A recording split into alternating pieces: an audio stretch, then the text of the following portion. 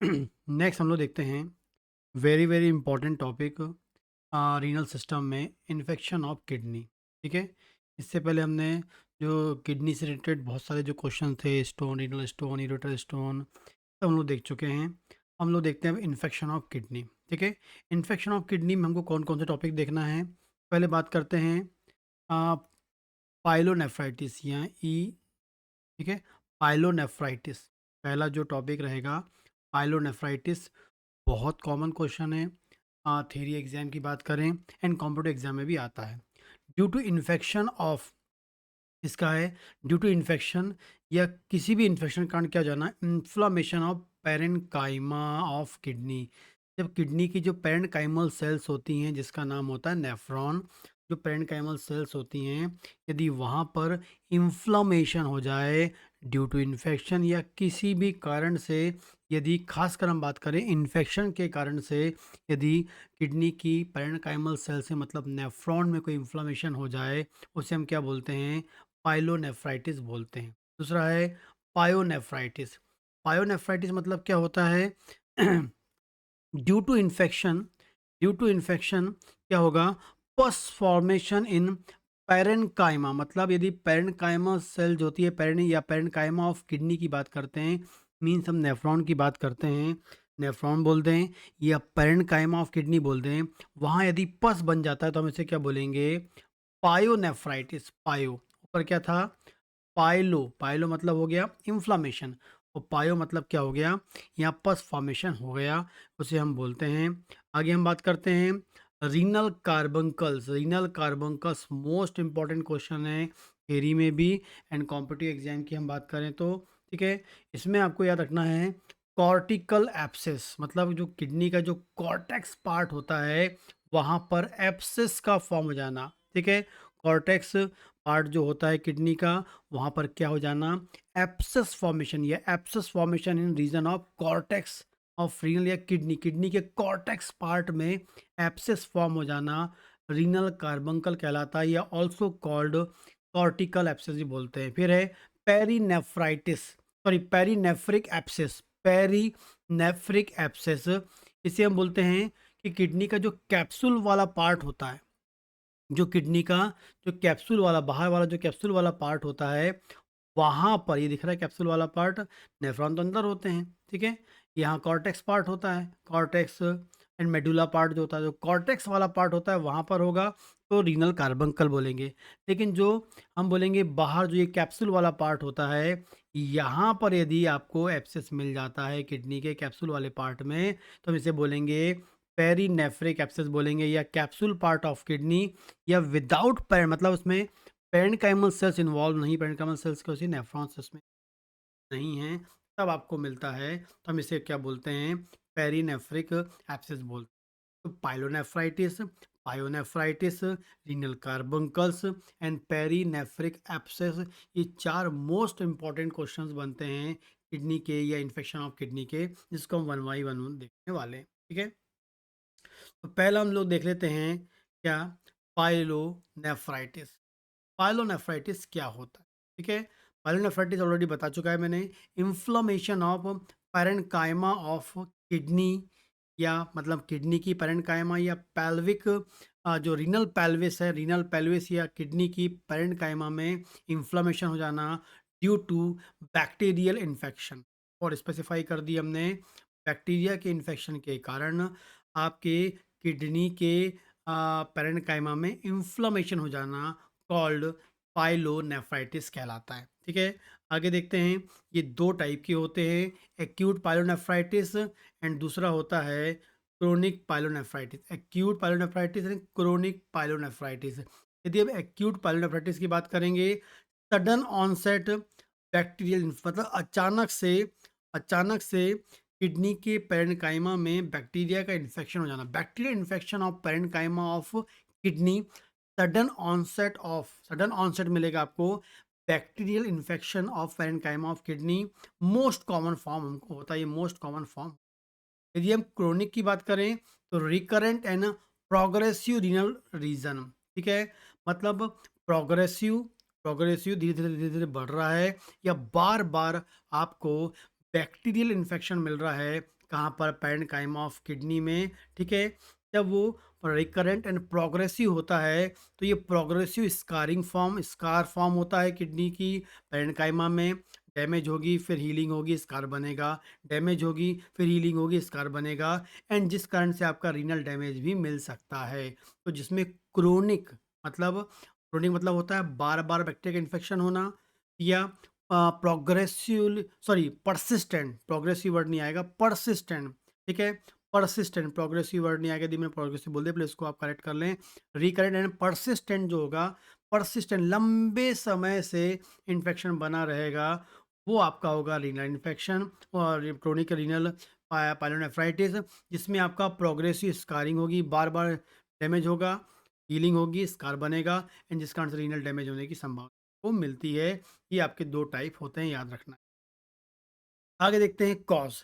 Exactly क्या cause होता है पाइलोनेफ्राइटिस का? पाइलोनेफ्राइटिस का क्या कॉज़ होता है? पहला है जो कॉज़ या इन्फेक्शन जो होता है, सबसे पहला जो इन्फेक्शन होता है या जिसमें बैक्टीरिया पहुँचने के चांसेस होते हैं, वो होता है हेमेटोलॉजिकल या हेमेटोजीनस स्प्रेड। हेमेटोलॉजिकल या हेमेटोजेनस स्प्रेड हम बोलते हैं, लेस कॉमन होता है।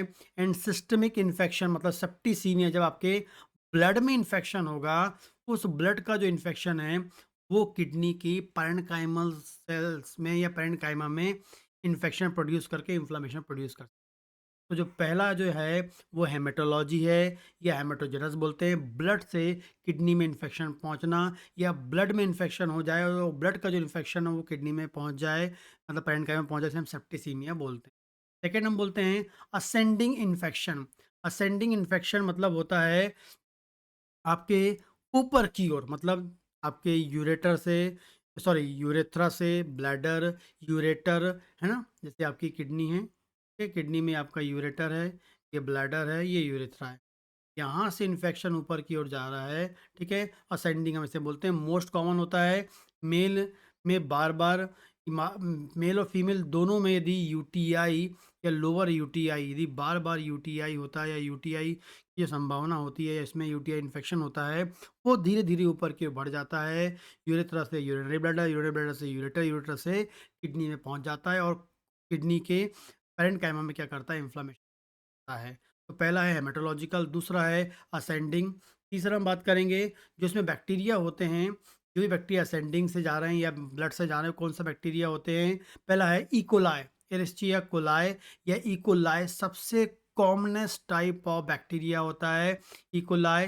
वेरी वेरी या कॉमन बोलेंगे, मोर देन 80% केसेस में जो पाइलोनेफ्राइटिस मिलता है, 80% केसेस में जो पाइलोनेफ्राइटिस मिलता है उसका कॉज होता है इकोलाई, ठीक है। इसका एक और नाम होता है इम्फाइसीमेटस पाइलोनेफ्राइटिस, एग्जाम में आता है भाई, आपको याद रखना है। इम्फाइसीमेटस सेमेटस इम्फाइसीमेटस पाइलोनेफ्राइटिस आपको याद रखना है, बहुत ही इंपॉर्टेंट है। इकोलाई पाइलोनेफ्राइटिस, या आपको ई से याद रखना है इम्फाइसीमेटस पाइलोनेफ्राइटिस, आपको याद रखना, वेरी वेरी इंपॉर्टेंट है, कॉम्पिटिटिव एग्जाम में आता है शॉर्ट नोट में कि इम्फाइसेमेटस को एक्सप्लेन करो। शॉर्ट नोट्स में 2 नंबर में आ सकता है, ये कॉम्पिटिटिव एग्जाम में आता है। इम्फाइसेमेटस कौन से बैक्टीरिया से होता है? इकोलाई से होता है, मोर देन 80% केसेस में मिलता है, ठीक है। Very common in diabetic women, जो डायबिटिक वुमेन है उसमें इस टाइप का जो इन्फेक्शन है इम्फाइसेमेटस नेफ्राइटिस है, या हम बोलेंगे इकोलाई का जो इन्फेक्शन है, बहुत कॉमनली आपको यहाँ पर मिल जाता है, ठीक है। आगे बात करेंगे, जब आपको इम्फाइसेमाइटिस पाइलोनेफ्राइटिस या इकोलाई बैक्टीरिया वाला पाइलोनेफ्राइटिस मिलता है और उसको हम एक्सरे करते हैं, तो उसमें हमको क्या मिलती है? गैस या रिंग ऑफ गैस या प्रेजेंस ऑफ एयर आपको दिखेगा एक्सरे में। एयर प्रेजेंस मिलेगी पैरेन्काइमल सेल्स के पास में, गैस मिलेगी, या हम बोलेंगे रिंग बोलेंगे। अराउंड द जो पैरेन्काइमल सेल्स उसके आजू बाजू आपको गैस मिलेगी, रिंग मिलेगी गैस की, या एयर की रिंग आपको मिलेगी। ये भी बहुत ही इंपॉर्टेंट एग्जाम का क्वेश्चन है और क्लिनिकल क्वेश्चन है। एक्सरे में यदि ये आ रहा है कि around the parenchymal cells air present है, गैस प्रेजेंट है, रिंग ऑफ एयर है, रिंग ऑफ गैस है, दैट मीन्स इसको क्या है? इम्फाइसेमेटस पाइलोनेफ्राइटिस हो गया, या इकोलाई का नेफ्राइटिस है, ठीक है। सेकंड बात करते हैं, जो है सेकंड जो वैरायटी होता है वो है जेंथोग्रेनुलोमेटस पाइलोनेफ्राइटिस। सेकंड वैरायटी कौन सा है?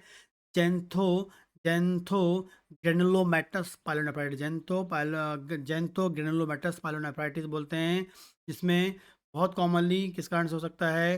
Klebsiella bacteria, Proteus, Enterobacteria, Pseudomonas, Staphylococcus, ठीक है? तो Klebsiella, Proteus, Enterobacteria, Pseudomonas and Staphylococcus, ये बैक्टीरियाज होते हैं। इसमें लेकिन मोस्ट कॉमन जो जेंथो ग्रेनुलोमेटस जो पाइलोनेफ्राइटिस है, इसका सबसे कॉमन, इन सबसे भी कॉमन कौन सा होता है? प्रोटियस बैक्टीरिया बहुत कॉमन होता है, आपको याद रखना है।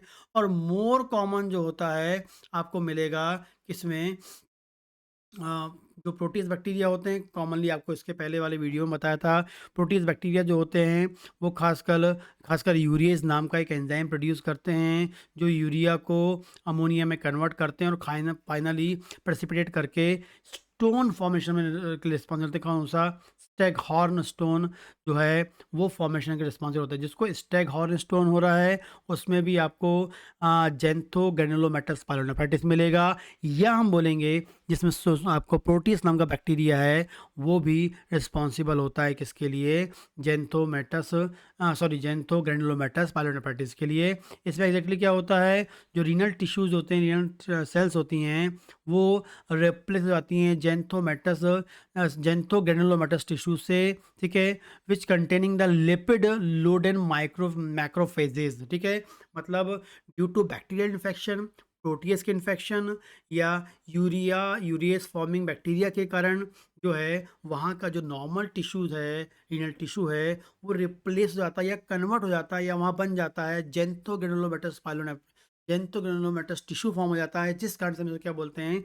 जेंथो ग्रेनुलोमेटस पाइलोनेफ्राइटिस बोलते हैं। एंड वेरी वेरी इंपॉर्टेंट रखना है, तो जेंथो ग्रेनुलोमेटस टिश्यूज की हम बात करते हैं वो एग्जैक्टली क्या होता है? लिपिड कंटेनिंग टिश्यू होता है जिसमें मैक्रोफेजेस भरे होते हैं। लिपिड कंटेनिंग टिश्यू होता है जिसमें मैक्रोफेजेस भरे होते हैं। ये इंपॉर्टेंटली आपको याद रखना है कि what is the meaning of xanthogranulomatous pyelonephritis. Means क्या है?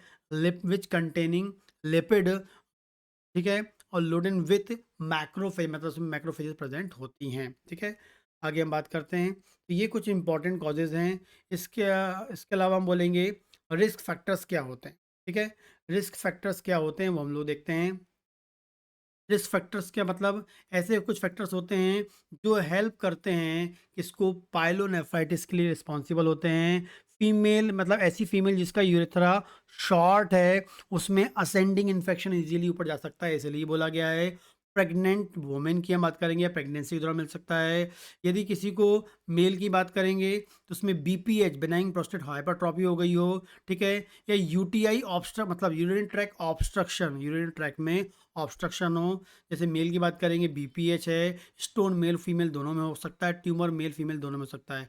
बीपीएच, स्टोन एंड ट्यूमर तीनों की हम बात कर रहे हैं। फिर है वैसी वेसिको यूरेट्रल रिफ्लेक्स, किसी को है वेसिको यूरेट्रल रिफ्लेक्स हो, ठीक है? कैथराइजेशन, बार बार कैथेटर इंसर्ट किया था तब की बात कर रहे हैं। डायबिटिस मेलाइटस की हम बात कर रहे हैं। एंड इम्यूनो कंप्रोमाइज कंडीशन हो तब की हम बात कर सकते हैं। तो पाइलोनेफ्राइटिस, चाहे वो इकोलाई वाला हो चाहे वो प्रोटीस वाला हो, उसमें रिस्क फैक्टर उन लोगों में ये होने के चांसेस ज़्यादा होते हैं जिसमें फीमेल, जैसी ऐसी फीमेल जिसमें यूरेथ्रा शॉर्ट हो, प्रेगनेंसी हो, बीपीएच हो मेल में, बेनाइन प्रोस्टेट हाइपरट्रॉफी, मतलब प्रोस्टेट ग्लैंड इनलार्जमेंट हो गया है, स्टोन हो, ठीक है, ट्यूमर हो, वेसिको यूरेट्रल रिफ्लेक्स हो, कैथराइजेशन हो, मतलब आप कैथेटर लगाया जाता है, डायबिटीज मेलाइटस हो, एनी इम्यूनो कॉम्प्रोमाइज पेशेंट आपको मिले, ठीक है? तो ये कुछ रिस्क फैक्टर्स होते हैं जो रिस्पॉन्सिबल होते हैं किसके लिए? आपकी पाइलोनेफ्राइटिस के लिए, ठीक है?